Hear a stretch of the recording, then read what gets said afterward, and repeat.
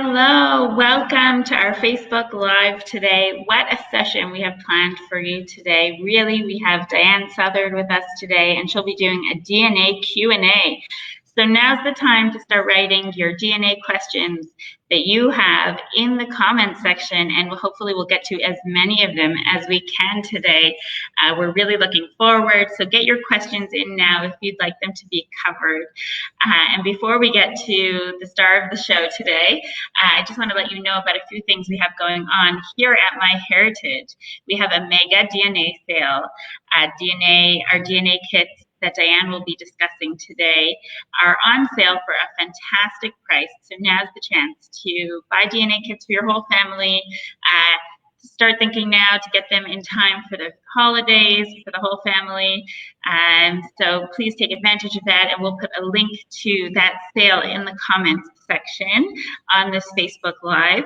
In addition to the DNA sale, we also still have today and tomorrow for our free in color and photo enhancer features. They are free and unlimited for use today and tomorrow's the last day. So please do take advantage of those amazing photo features. We've done a few Facebook Lives highlighting those features. And if you want to go back and watch them, just to get familiar with them, they're under the video section on our Facebook page. So please do take a look. Those features are free for today and tomorrow. They've been free for a whole month. We're just at the very, very tail end of that, but you can still take advantage, still have a little bit of time to use those features. And we have a competition going till tomorrow as well. For anyone that has enhanced and colorized their photos, just upload them to Facebook, Instagram, or Twitter using the hashtag enhanced and colorized. And 3 lucky winners will win a MyHeritage Complete subscription. So we'll put details to the competition and to the free photo tools in the comment section. Please do take a look. And in addition, today's talk is going to be all about DNA, MyHeritage DNA. So we will be giving away a free MyHeritage DNA kit at the end of today's Facebook Live. In order to enter, for those of you who have been to a few of our Facebook Lives, you know the drill. Just enter a comment into the comment section. Tell us what you found using MyHeritage DNA, what discoveries you've made, relatives that you've reconnected with. We'd love to hear about them. And you can also enter a question for Diahan. We'd love to see that as well, and hopefully we'll get to as many as possible. So just for anyone who doesn't know, Diahan Southard is a leading voice for consumer DNA testing from her position as founder of Your DNA Guide. So really quite an expert in the field, and I'm just going to bring Diahan on here to say hello. Let's see, she's just joining now. Hi, Diahan, how are you? Hi, Esther. I'm excellent. Thank you. Thanks always for hosting. Our pleasure. Thank you so much for joining us today. We're so glad to have you. I know that, you know, our users just have many, many DNA questions. These are always the most popular shows, and they just get, I saw even as soon as we just started going live, the questions just started rolling in. Yeah, it's a big area of interest, which is great job security for both of us, I guess. So that's great. So if you want to just talk a little bit about your expertise in the field, and then we can get to the questions. Sure. Yeah, so I was actually just embarking on my own personal documenting research discovery, I guess. We spend so much time documenting other people's lives that I've decided it's time to really document my own life. So I've actually been reviewing the last, 20 years of my life as far as my career goes and my professional career, because I've been in DNA that long. And it's been really fun for me to kind of go back and think about all the steps that have led me here to owning my own business, which was never my intention, and to this great opportunity that I have to share what I know and to teach about DNA and the way that it connects us and the way that it uniquely connects us as opposed to other kinds of record types. So it's been a really fun little project for me. Of course, I'm still working on it. Yeah, so it's been 20 years. I've been working in the industry as long as it's been an industry, and I love where I'm at. I love being able to talk about every company and all the wonderful features that each company can offer. And it's been a real privilege. So thanks again for asking me here to answer questions, which is like my favorite thing. We were talking earlier before we got on about how we miss conferences. And I think one of the things I miss the most, I love the Q&A part of after I give a lecture or when I'm at my booth. I love it. I love that each new person is bringing a new challenge and a new situation. I can't wait to wrap my mind around it and figure out how to help them. So let's do that. Fantastic. I really say that these Facebook Lives have really brought us all a lot closer together, and we really get to interact with our users from around the world. So it's really, really special for all of us, I think. Yeah. Okay, fantastic. So we'll just dive in. We have so many questions, and I hope to get to as many of them as we can today. Okay, fantastic. So we have a question here from Cynthia, and she asks, I've had my DNA tested, and my father and my half-sister have too. How do we get my late mother's information? Shouldn't it show up under my half-sisters and connect us? Okay, good question, Cynthia. So I'm assuming that your half-sister is through your mother and not through your father. And so what you do is, if you're tested at MyHeritage, or every company has this tool, but at MyHeritage, you can click on your match with your sister. And so like there's a little like pink box to the side that says review match. And so you click on that button, and then information is going to show up about your sister. But the part that you want to pay most attention to is called shared matches. So because you and your sister share a mother, then all of the DNA matches that you and your sister share are matches that are related to your mother, as opposed to those that are related to your father. So if you click on your sister, you look at her shared matches list, then everybody on that list is a relative on your mom's side, as opposed to being a relative on your dad's side. So they're handing you essentially a list of relatives, but you have to just kind of go that one extra step to find them. Click on your sister and look at her shared matches list, and then you'll see all of the relatives that are related on your mom's side. Okay, Cindy says, I would like to understand the reading of the chromosome browser. If someone is on a certain line, is that from a certain family? Okay, great. Chromosome. Now this is hard to talk about without pictures. I'm a very visual person, but we'll give it a whirl. Okay, so first, just for anybody listening who's not quite sure what a chromosome browser is, a chromosome browser is a picture that shows you the actual pieces of DNA that you share with a particular match. And it maps them all out for you in this really pretty picture called a chromosome browser. So we have 23 pairs of chromosomes. And so on the left side of the diagram, you'll see numbers 1, 2, 3, 4, all the way down. And that means chromosome 1, chromosome 2, or whatever. And then you see these gray bars going all the way across. And then at MyHeritage, the chromosome browser shows you in pink the pieces of DNA that you're sharing with a particular match. So if you and I are sharing DNA, say on chromosome 12, then you'll see this little pink bar on chromosome 12 that represents the piece of DNA that we share in common with each other.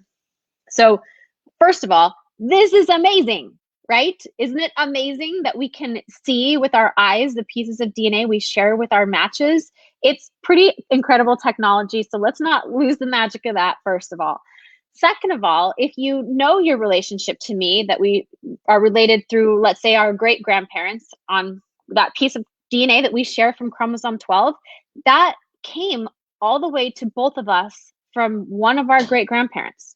And again, don't lose the magic of this, you guys. It's pretty amazing to be able to see these kinds of things and to feel that connection that you and your cousin, you both got the same piece of DNA from your ancestor. And that's pretty amazing. I mean, we know that it happens, right? But to see it with your eyes and to see the actual pieces, I still find a little bit magical. Okay, so now we know what we're looking at, but what does it really mean and how can we use it to learn more about our family history? So remember that shared matches list I was just talking about? So really the shared matches list gives you this information that you're sharing DNA with someone without having to go into all the details of all the chromosomes. So if you're not fascinated or into chromosome browsing, it's cool. You don't have to be. You don't need to use a chromosome browser to be a really good genetic genealogist. And That's my opinion. I know there's plenty of people who disagree with me on that, but it is my opinion that you can be totally happy and be completely successful in your genetic genealogy endeavors without a chromosome browser. But it is kind of fun to see these actual pieces. But all you're really looking for when you're looking to research your family line, you're looking for groups of people that descend from the same ancestral couple. So you want to find the people, you've got maybe 4,000 DNA matches. Let's say you've got 4,000 of them, and you want to find just that group of people that has to do with your great grandpa Charlie. Okay, so the way that you do that is a methodology, right? You start with known matches, people you know are descendant of Grandpa Charlie, and you use the shared matches tool to find these groups of matches. Just like we were talking at the beginning for Cynthia's question, she wants to find people related to her mom. She looks at the shared matches for her half sister who shares a mother. That's how it works. You use a known match. She knows her sister, so she can use shared matches to find out information about the line she shares with her sister. Same with great grandpa Charlie. You'd need a second cousin, someone else who's a descendant of great grandpa Charlie. You click on shared matches, and lo and behold, all the people on that list should be related to you somehow through Grandpa Charlie's line or Grandpa Charlie's wife. Okay, so the chromosome browser piece of that isn't essential. What's essential is that you're sharing DNA. It doesn't really matter which piece of DNA you're sharing. If it's on chromosome 12 or chromosome 3, it doesn't really matter. It just matters that you're sharing DNA. So chromosome browsing can be fun and it can be useful, and people use it in a lot of different ways. But I'm of the opinion that you don't necessarily have to have it to find the group of matches that you need. You need only to look at the shared matches list. And the shared matches list at MyHeritage is amazing because it not only tells you how you're related to someone else, but it tells you how those other two people are related to each other, which is something very unique to MyHeritage, and it's very valuable. So I could ramble on maybe forever about that. So we'll stop there. But hopefully my take home message is chromosome browsing is fun, but you don't need to use segment data to find the people that you need. In fact, I recommend you don't do that. Just look at the shared matches for these people. And that's how you really gather the group of matches you need in order to find the answer to your question. Fantastic. Steph says she is one great presenter. So true. Very, very clear and understandable. So this is really, really helpful for all of our viewers today. We have a question here from Helena, and she asks, and I know this comes up a lot with our users, Ancestry has me at 25% Irish, and MyHeritage says I have no Irish. How can that be? So a lot of users have varying amounts of ethnicities through the various companies. Right. Now, this is a huge question, and I get it all the time. So it's always worth talking about and worth repeating. When you're looking at your ethnicity results, we have to remember that there are several factors that come into determining your ethnicity. I mean, you test at multiple companies and you're thinking, well, I'm the same person. I submitted the same DNA, so how come I'm not getting the same answer, right? That's a logical train of thought until you introduce this technology aspect, which is that all of our companies are producing their ethnicity results in different ways. Okay, similar science, but different techniques. Okay, the biggest factor being what we call our reference populations, the people that the company is comparing you against. So each of our companies has totally different reference populations. So for example, you were asking about Irish. Okay, so far right now with the way that ethnicity is reported at MyHeritage and at Ancestry, you actually can't be Irish at MyHeritage. You are Irish, but MyHeritage doesn't have a category specifically for Ireland, where Ancestry does. And so if you get tested at Ancestry and you see that you're 37% Irish, and then you test at MyHeritage and you're not 37% Irish, they're lumping you into this maybe Western European or maybe even British category, and you're like, hold the phone, I am Irish, okay? This is why they don't have the ability to tell you you're from Ireland, because they don't have that category. They don't have that reference population that represents just Ireland, which means they have to put you somewhere. I keep saying, I wish that the company would just say, I don't know. But would we like that, guys? I mean, honestly, would we really want that? Where they say, oh, you're 22% Italian and 80% I don't know? Yeah, no, right? We don't really want that either. And so they just give you their best guess. These are estimates, right? They give you your best estimate of where in the world you're from. And it's heavily dependent on reference populations. So it's really important to take a look at the reference populations for each company. You can find them. They are listed on the company's websites. You can see all of the categories. So just keep that in mind, that if a certain company doesn't have the specific population you're from, they're not going to be able to tell you you're from there, and they're going to tell you you're from somewhere else because they don't want to say, I don't know. They'll just put you in the closest category. So that's the biggest thing to keep in mind when you're testing at multiple companies, that they just don't have the same vocabulary. They don't have the same language to talk to you about your origins. It's like, company A has these choices, they can tell you, and company B has these other choices. And there's actually very little overlap between the companies as far as the way they're talking about the world and how they're breaking it up. So you should have different results because, well, that's the way the system has been set up. I know it's frustrating. It's just the way it is. This is a related question to that by Rita, and she asks, how accurate are DNA tests? Since I took the test in 2011, the results have changed several times. Should I be taking my results with a grain of salt or rely that they have become more accurate as more people have tested? Okay, exactly. They are going to change, and they're going to continue to change. In fact, MyHeritage, we're waiting for your ethnicity update. Anytime now is good for me. They did talk about that last year at MyHeritage Live, and I'm still waiting for it. So hopefully they're putting all the finishing touches on it, and we'll get to see it soon.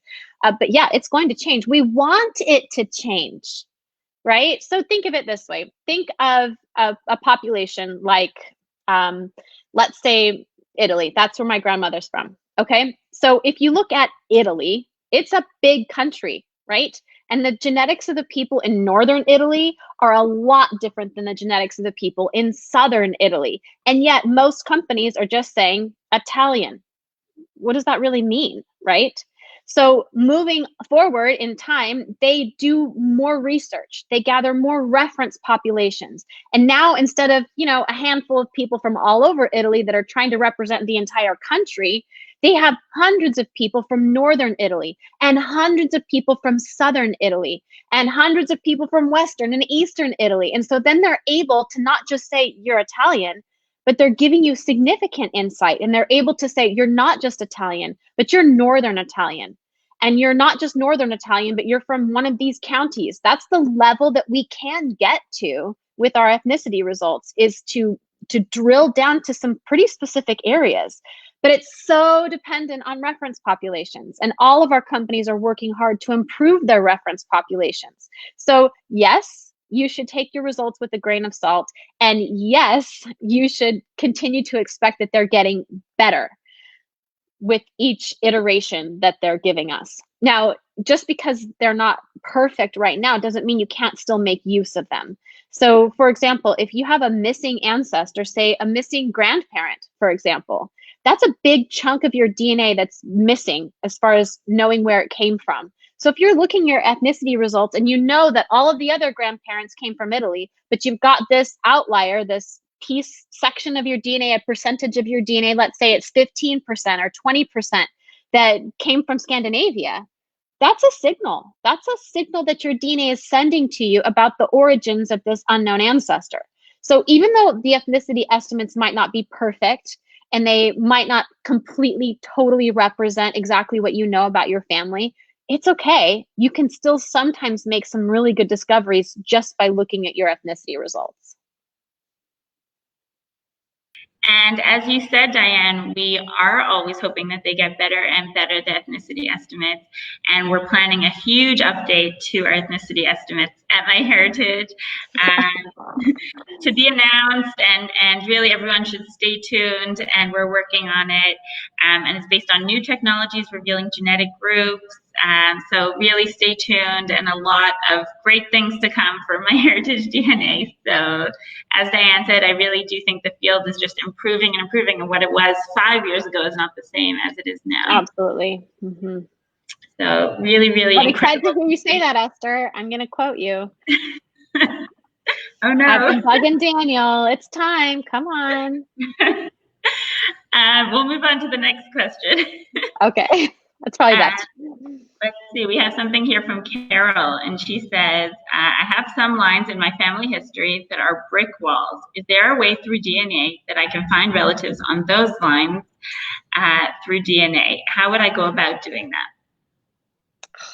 This is a complicated question. There isn't a short answer, but essentially, so I just, in March, I published my first book, and it's called Your DNA Guide, the book. And that's the whole purpose of the book, actually, is to walk you through this process. So we talked about it a little bit before, and I'll try to tell you again. I'm so much better at talking when I have pictures, but try to imagine this in your mind, okay? But essentially, this is the concept, okay? You have a DNA match list. Okay, and so we're going to picture that DNA match list as this big circle. It represents all of the people that you match. And everybody in that circle is related to you through either your dad's side or your mom's side, right? That's the only two choices here, right? Okay, big circle. So the first thing we need to do is to split that circle into increasingly smaller groups of people so we can hone in and find just the group of people that represent the line you want to research. Okay, so let's say that line is on your dad's side. Okay, so we're going to take our big group of matches. We need to split it at least in half, right? So that we've got mom's side matches totally out of our way. We're not interested in them at all right now. So how are you going to do that? How are you going to find the matches that are related to your mom's side so you can eliminate them from our analysis? Well, you need what I call a known match. This is someone you know your relationship to. So in Cynthia's case, who was our first question, she has a half sister. Holy moly, you're so lucky if you have a half sibling, because that splits your match list so cleanly in half, right? Because your half sibling is going to represent just the parent that they are related to. Fantastic. Most of us don't have half siblings. You're going to have to turn to a first cousin, for example. So if I'm looking for an ancestor that's on my dad's side, I'm going to find a first cousin on my mom's side. I'm going to use the shared matches tool, which is the most important tool you can use. And I'm going to mark all of the matches that are related to my mom because I know they're related to my first cousin. Okay. Related to my first cousin means they're related to my mom. Okay. And I'm going to hack off half my match list. Okay. So now I've got a semicircle here, but we're going to turn that into just a smaller circle. My dad's side. Okay. Now I've got my dad's side. Okay. Now I'm going to split that circle in half because I don't want my dad's mom's side. I want my dad's side. So how am I going to split my circle? I need a known match, right? If I want to pursue my dad's side, then I need a known match from my dad's mom's side to help me split the circle. So I do the same thing. I'm going to find a cousin that's related only on my dad's mom's side. Now we're looking at second cousins. And I'm going to use shared matches, and I'm going to hack off that side. And now I'm going to be left with a smaller circle. Do you see where this is headed? You just keep doing this. You keep reducing and reducing and reducing and reducing by splitting, using known matches and the shared matches tool until you end up with a group of matches that you can't split anymore because you don't have any more known relatives. And hopefully at that point, you're back at that generation you want to fill. And then that small group of matches, maybe there's 30, maybe there's 50. That group of matches represents the line you want to research. And then you just dig in and you do genealogy. You're looking at this group of matches and you're asking, how are these matches related to each other?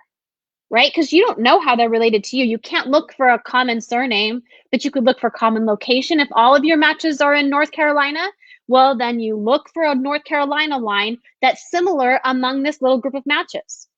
If you can figure out how those 50 people are related to each other, or let's be honest, if you can figure out how 5 of those 50 people are related to each other, however they're related to each other is also how you're related to them. You find their common ancestor, that couple is also your ancestral line.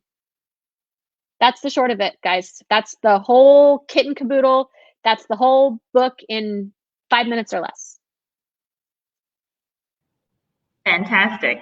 We still have so many questions coming in, and I just want to remind all of our viewers today that we'll be giving away a MyHeritage DNA kit at the end of today's session. So please, comment in the comment section and tell us what you've discovered using MyHeritage DNA. We'd love to hear, and you'll be entered in the competition for today at the end of all the questions that we will be giving out. So this is a little bit of a touchy subject in the DNA world, but I thought it's something that maybe we should address here. Kevin asks, I'm very reluctant to give up my DNA when it can be used or released to someone else. I'd love to hear from you about that. Oh, you're right. And I'm so glad that you're thinking about this, because the decision that we make to give our DNA to a testing company to pursue our family history interests, it doesn't just affect us, because you share DNA with all of your family members. So essentially, when you test, it's like they're testing in a way, right? So it is a big decision and it shouldn't be taken lightly. And I am glad that you're thinking about it. It's just like any other way that we are sharing our personal information with companies that we trust. So you have a bank account, probably. You have a cell phone, probably, right? All of these companies have tons of information about us. So why have we said that that's okay? Well, it's because the return that we're getting from this company is worth it to us. So number one to be concerned about is, what's the integrity? What are the values of the company that you're giving your DNA to? There are tons of companies out there actually offering DNA tests for lots of things. From, we have our little genetic ancestry companies that we pay attention to and tout and love. But there are tons of other companies that are taking your DNA for health reasons, for fitness, for nutrition. There's tons of them. Okay. So my number one piece of advice is the company that's going to be in charge of your DNA. Do you trust them? Do they have a policy of protecting the rights of their customers? Are they, longevity is a big thing, right? What's the future of this company look like? What's the past of this company look like? So when you look into a company, you need to investigate all of these things if you're going to be giving them your personal genetic data. It's really, really important. And so you look into policies, for example, at MyHeritage, they are fierce about privacy. And they've gone to really great lengths to not only have the integrity that you want in a company, but they do a really good job of the technology aspect of it, of the cyber security aspect of it. I mean, they have all of our data in a database, right? You have to be able to protect that. And MyHeritage is very open about the ways that they're doing that they're trying to protect our data from outside sources. So if you're selecting a company, you want to go with somebody who has that kind of power. Not every company has that. They're just not big enough, and that's not their fault necessarily. But if we're talking about personal data, I think it's just number one most important is to be able to trust the company you're handing it to. So, but other than that, you're right. It's a big choice, and you have to think about it in terms of what you're going to learn and what it will mean for your family. And in the end, it's all about that trade-off. Is it worth it to gain information that maybe you wouldn't be able to gain any other way about your family? To give you a sense of personal identity that maybe you can't get any other way than by having this DNA test done. So are those things worth the risk? So true. Bob just wrote in the comments, just found this, will it be available later? So Bob and anyone else who's wondering, if you want to rewatch this session, it will be available on the MyHeritage Facebook page. I like to say that normally, since sometimes we have people who join in the middle and have missed some of the show. So it will be available under the video section on the MyHeritage Facebook page, as well as all of our other Facebook Lives. So feel free to watch it afterwards and recap on all this valuable information that Diane is sharing with us. So I'll just go to a few users have asked about your book, Diane. Where can they find it? Yeah, so it's on my website, which is yourdnaguide.com, and we have the physical copy and the ebook. And just to let you know, it's a It's a kind of book where there's like a plan that you follow, and as you're reading your plan, so I'll ask you, what do you want to learn? Do you want to know who your 2 times great grandfather is? Fantastic. You start here. And then I start you down this path that I call your plan. And then you'll get to a stopping point and I'll ask you, what do you want to do? What do you see on your screen essentially? And you'll say, well, I see on my screen situation A. And then I say, fantastic, turn to page 42. And then you say, no, I see situation B. I say, okay, then you need to go to 72. So in the book itself, you're like flipping back and forth, and I've got this whole resource section at the back. And so during your plan, I'll be like, okay, stop here, go read this, and then come back to your plan. There's a lot of flipping back and forth. And some people, from the little surveys I've done about the people who've purchased the book, some people just prefer that physical copy so you can flip back and forth. But the ebook is there as well, and there are links that take you back to pages. So it just depends on how you like to read. But I just wanted to let you know that there's a lot of flipping back and forth. So that might help you make the decision if you want the physical copy or the ebook. Like a choose your own adventure book. It's a choose your own adventure, but I'm not really allowed to say that because that's like a trademarked copy. So you can say it, but I can't say it. So thanks for saying that. It is a choose your own adventure. Your own genealogy journey book. Yeah. Mm-hmm. Fantastic. Okay. Sunny asks, with the DNA test my mother and I took, it says I'm more African than she is. How is this possible? So there's 2 answers to that. The first is if your father, for example, had any African in his family, then you could have inherited that from him, giving you a higher percentage than your mom had. If your dad was, full on Irish and had no African heritage at all, and you're certain of that, the other reasons can have something to do just with the way the testing works. So again, it's a really complicated algorithm that determines these kinds of things about whether you're matching someone or not, whether you fall into a certain population group or not. And you've got the DNA from both of your parents, mixed up in your own test. And so sometimes when that analysis is run, small mistakes are made and it might inflate your percentage where it doesn't need to be inflated. I mean, if it's a lot bigger, then we probably need to take a look at that together and see kind of maybe what's going on. But there can be differences, small differences, but you're thinking about it right? You have 2 parents and all the DNA you got came from them. And so you shouldn't have, more than your mom if your mom's the only source of African. So you're thinking about that the right way. But if your dad has any at all, that could easily be what's inflating your own value, or it could be just a small kind of testing error in a way. And theoretically, when an update comes, then maybe that would be corrected. Marcy asks, is less than 2% of any ethnicity considered white noise? That's a good question. And deciding where to draw that line is not easy. For me, it depends on a couple of factors. First, it depends on what population you're actually talking about. So for example, Ashkenazi Jewish, that DNA is so easy to spot. It falls out so easily from other populations that if you have it, then it's pretty easy for a company to see it. So if it's 2% Ashkenazi Jewish, then I'd say you're good. Like I would count that as for real, okay? But if it's 2% Scandinavian, I mean, come on. Scandinavian is like this kind of catch-all category. A lot of things get dumped in there that don't actually belong in there. So I wouldn't say that you have to have some sort of Scandinavian ancestor if you have 2% Scandinavian.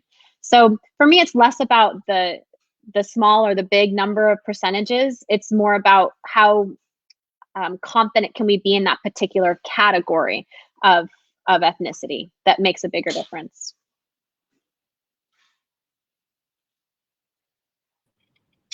We have a comment here from Joyce, and she says, I always learn so much from Diane. Thank you so much. Thanks, Joyce. So I just wanted to share that with you. And we had a nice question here from Victoria. She asks, what's the most surprising or interesting thing that you discovered through DNA? Oh my gosh, I've heard so many wonderful stories. I talked to lots of people. We also have a mentoring service at Your DNA Guide, so we get together and go over your specific results with you. So I've talked with so many people and heard so many wonderful things and so many great discoveries. But personally, I mean, the greatest discovery we have made is my mom was adopted and we've met her family. And that there's nothing that you can't top that. You can't beat that with any other story from someone else, because it's so personal to me. And the difference that it's made in my life and my mom's life has been, I can't even tell you, you guys, it has really been amazing. My mom grew up knowing she was adopted, never wanting for anything. Her parents adored her. She was an only child. She loved her childhood. She never wanted to know who her biological family was. But because I'm in the industry, we just kind of ended up finding out eventually, and it has changed her life. And she has 3 half siblings that she loves, and they love her. And she's been totally welcomed into their family, and they keep in touch, and they text, and they wish each other happy birthday and send each other Christmas presents. And it has been incredible. It's changed our lives. And that's it. You can't top that. Wow, you really can't. That's amazing. So nice. That's such a nice story, and on such a personal level. So really lovely. Yeah. We have a question here from Teresa. She says, "I love this. Is there a big difference in DNA using just saliva, or using the cheek swab or any other methods? How many genomes do we really need to max our results?" And for anyone that doesn't know, the MyHeritage test is actually a cheek swab. And I know sometimes with the elderly, it's a little bit difficult to get that saliva test. So they prefer actually doing the cheek swab. Mm-hmm. So back in the early days, when I was first involved in the industry, and again, this is like in the year 2000, I was involved with the Sorensen Molecular Genealogy Foundation, which was the first genetic genealogy database ever. And what we were doing was collecting blood. Okay. So blood produces so much DNA. It was way more than we needed, and obviously really invasive. And so I was really, really glad when the technology moved along enough for us to be able to take saliva instead. And when we switched at the foundation, we weren't doing cheek swabs or saliva, we were doing mouthwash. So we gave people this little like vial or cup of mouthwash, and you put the mouthwash in your mouth and you switched it around, then you spit it back out. And that's what we used. So there's lots of ways to collect saliva or cheek cells. And there are differences between saliva and cheek cells. And I'm not going to go into all the cool scientific details of that, but the short answer is you don't need very much DNA. The sensitivity of the instruments that we're using now in modern day DNA testing technology are incredible. It blows my mind, you guys, seeing how much this industry has advanced and how we can get so much information from such a tiny amount of DNA. I mean, now you can get it from a stamp. You can get a full profile for, well, they're still a little bit partial, but the thing is, the technology is advancing so quickly that you don't need hardly any DNA to be able to produce the kind of DNA profile we need to compare in these databases. So, it's really kind of like Esther was saying, if you have an elderly relative, a lot of times it's way easier for them to use the swab than it is to actually spit. And so sometimes people are choosing a company like MyHeritage over 23andMe or Ancestry, who both use that saliva test, just because it's way easier. But there really is, as far as volume or quality of DNA from those two methods, they're very comparable as far as saliva and cheek swabs go. Interesting, that mouthwash method. I'd never heard of that. Yeah, back in the day. Wow, so things have really changed. Yeah, everybody was like so minty fresh after, though, So nice. Amazing, 2 in 1. So we have a question here from Gloria. She says, most of my matches are 1.7% shared DNA or less. Should I be contacting them? Sure. I mean, it depends on your goals, and it depends on what you want to learn from them and what you want to know from them. I'm so much better with centimorgan numbers. Hold on, let me translate that for myself just really quick. That 1.7%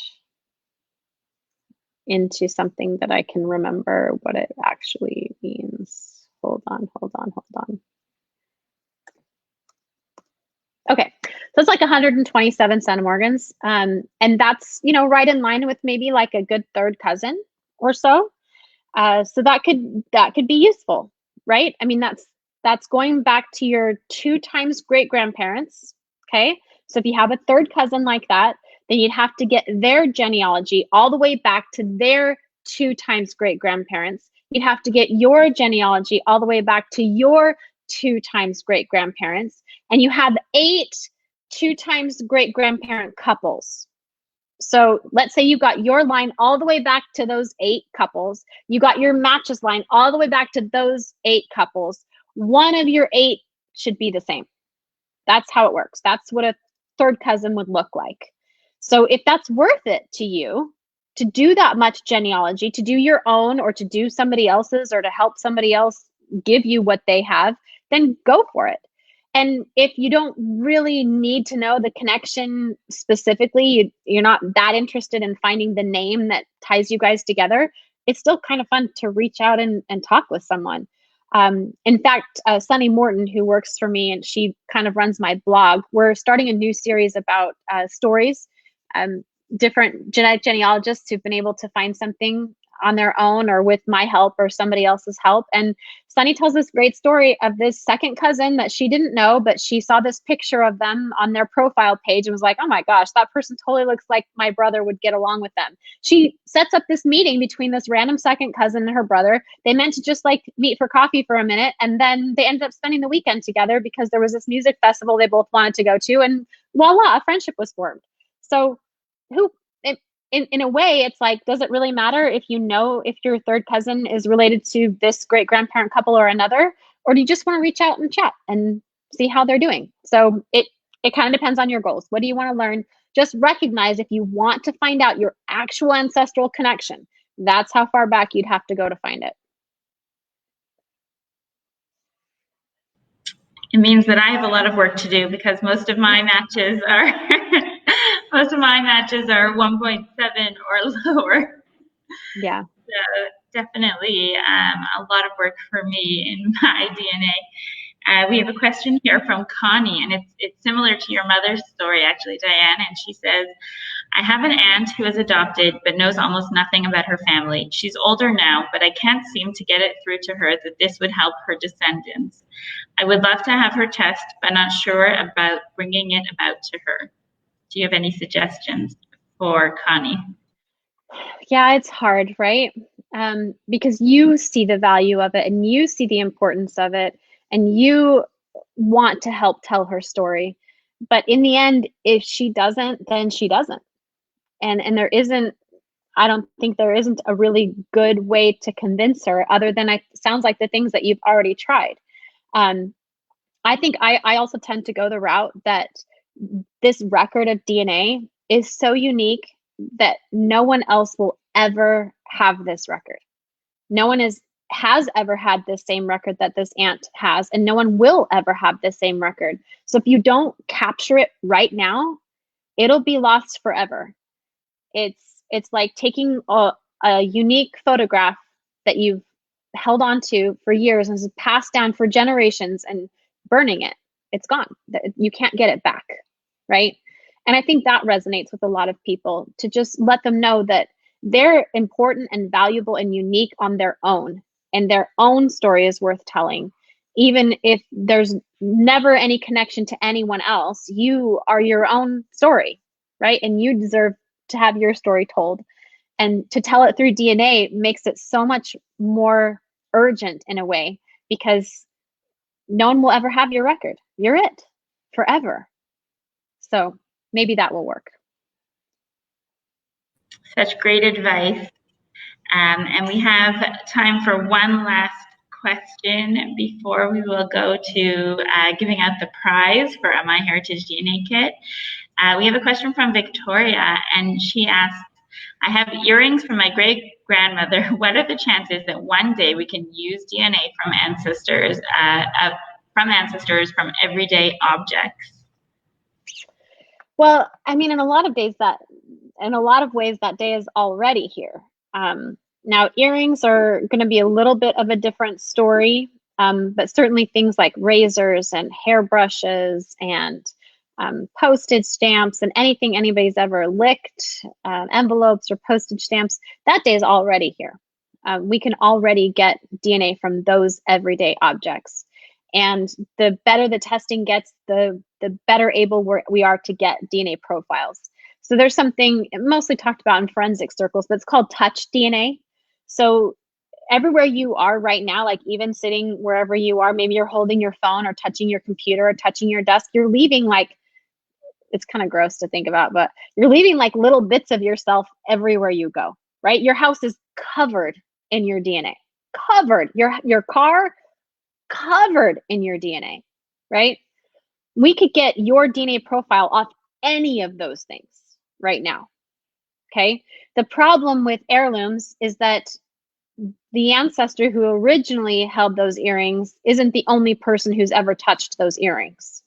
So the problem is, unless you cleanly with gloves took them off your ancestor and put them in a little baggie and nobody's touched them since then, the chances that you're going to get your ancestor's DNA profile from that earring and not yours from just touching them is not great. Okay, and that's the problem with all of these heirloom type things, is that they haven't been perfectly preserved for all these years. People have been stuffing them in boxes and in hope chests, and lots of people have been touching them. And so it's hard to be certain that the DNA profile you get off of this object is the one that represents that ancestor and not just someone else who's been messing around with that object. So that's the real problem. That's one of the real problems. There are many, but that day is now. So whether that will become a popular use of DNA testing is probably unlikely, just because our main testing companies don't offer that kind of testing. You have to go to some third-party laboratory to get that testing run, and then that laboratory has to have the same or very similar kind of DNA test that our companies are running, because what good is a DNA profile if you can't compare it to anybody? So then you've got to be able to make it compatible with a DNA testing company that will take your sample. So there's lots of problems with this situation, but it is technically possible to get DNA off everyday objects right now.